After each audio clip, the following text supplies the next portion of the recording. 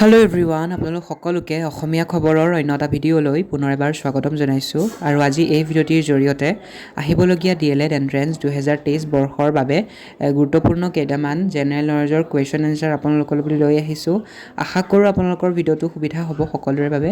আৰু যদিহে আজিৰ ভিডিঅ'টি চাই ভাল পায় তেনেহ'লে ভিডিঅ'টিত লাইক, কমেণ্ট, শ্বেয়াৰ আৰু চেনেলটো ছাবস্ক্ৰাইব কৰিব একেবাৰে নাপাহৰিব। আৰু প্ৰথম কুৱেশ্যনটি হৈছে যে কাজিৰঙাক কিমান চনত ৰাষ্ট্ৰীয় উদ্যান হিচাপে ঘোষণা কৰা হৈছিল? আৰু শুদ্ধ উত্তৰটো হ'ব 1976 চনত। আৰু পিছৰ প্ৰশ্নটি হৈছে হয়গ্ৰীৱ মাধৱ মন্দিৰ ক'ত অৱস্থিত? এই উত্তৰটি আমি সকলোৱে নিশ্চয়কৈ জানোৱেই চাগে। হয়, শুদ্ধ উত্তৰটি হৈছে হাজোত। হাজোত হয়গ্ৰীৱ মাধৱ মন্দিৰ অৱস্থিত। ইয়াৰ পাছৰ প্ৰশ্নটি হৈছে ৰঙা গ্ৰহ বুলি কোনটো গ্ৰহক জনা যায়? আৰু ইয়াৰ শুদ্ধ উত্তৰটো হ'ব ৰঙা গ্ৰহ বুলি মংগল গ্ৰহক জনা যায়। আৰু ইয়াৰ পাছৰ প্ৰশ্নটি হৈছে শেহতীয়াকৈ অসম বৈভৱ বঁটা কাক প্ৰদান কৰা হৈছিল? আৰু ইয়াৰ শুদ্ধ উত্তৰটি হ'ব শেহতীয়াকৈ অসম বৈভৱ বঁটা প্ৰদান কৰা হৈছিল ৰতন টাটাক। ইয়াৰ পাছৰ প্ৰশ্নটি হৈছে শিক্ষাৰ অধিকাৰ সংবিধানৰ কোনটো অনুচ্ছেদৰ লগত জড়িত? আৰু ইয়াৰ শুদ্ধ উত্তৰটো হ'ব 21A। 21A অনুচ্ছেদৰ লগত শিক্ষাৰ অধিকাৰ জড়িত। আৰু ইয়াৰ পাছৰ প্ৰশ্নটি হৈছে ভিক্টোৰিয়া মেম'ৰিয়েল হল ভাৰতৰ কোন ঠাইত অৱস্থিত?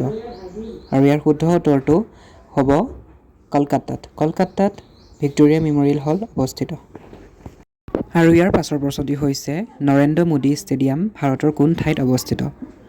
আৰু ইয়াৰ শুদ্ধ উত্তৰটো হয়তো বহুতেই চাগে জানে। ইয়াৰ শুদ্ধ উত্তৰটো হ'ব গুজৰাটত। গুজৰাটত নৰেন্দ্ৰ মোদী ষ্টেডিয়াম অৱস্থিত। আৰু ইয়াৰ পাছৰ প্ৰশ্নটি হৈছে শংকৰদেৱে প্ৰচাৰ কৰা নাটসমূহক কি নাট বুলি জনা যায়? আৰু ইয়াৰ উত্তৰটো হ'ব অংকীয়া নাট। শংকৰদেৱে প্ৰচাৰ কৰা নাটসমূহক অংকীয়া নাট বুলি জনা যায়।